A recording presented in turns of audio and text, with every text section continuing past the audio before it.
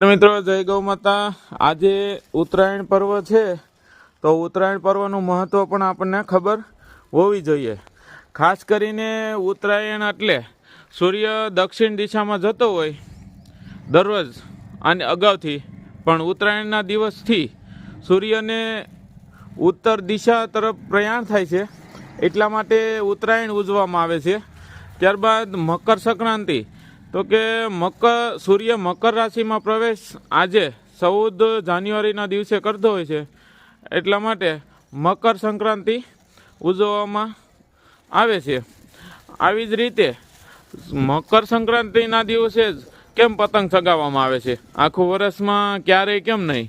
તો કે મકર સંક્રાંતિના દિવસે આપણે મકર સંક્રાંતિનો સૂર્ય સવારે 10 વાગ્યા સુધી, સવારના 10 વાગ્યા સુધીમાં સૂર્યની સામે જોઈએ તો સૂર્યનું તેજ આપણને ખૂબ જ મળે છે।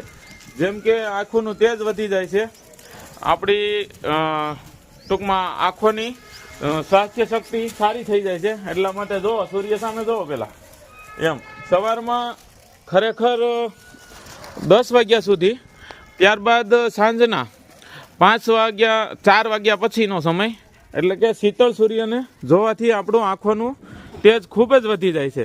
એટલા માટે આપણે પતંગ ચગાવવામાં આવે છે। પતંગ ચગાવવાની ક્યારે હોય? સવારે 10 વાગ્યા પહેલાં અને સાંજે 4 વાગ્યા પછી।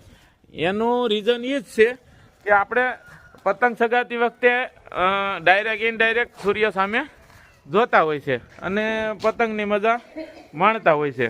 તો આવી રીતના પતંગ, મકર સંક્રાંતિ, ઉત્તરાયણ, આ બધો અલગ અલગ મહત્વ હોય છે। એવું જ એક વિશેષ ગાયોને દાન કરવામાં આવે છે। તો સૂર્ય મકર રાશિમાં પ્રવેશ કરે છે એ નિમિત્તે, અને સૂર્ય દક્ષિણ દિશા તરફ ગતિમાન હોય તેમાંથી ઉત્તર દિશા તરફ પ્રયાણ કરે છે। તો આના ભાગરૂપે આપણે ગાયોને નિરણનું દાન કરતા હોય છે, બાળકોને ચોકલેટ કે બિસ્કિટ કે એવું અન્ય ભાગનું દાન કરતા હોય છે। અને આવી રીતના ઉત્તરાયણ અને મકર સંક્રાંતિ ઉજવવામાં આવે છે। બોલો બેટા, હેપી મકર સંક્રાંતિ, હેપી ઉત્તરાયણ, ઉત્તરાયણની સર્વ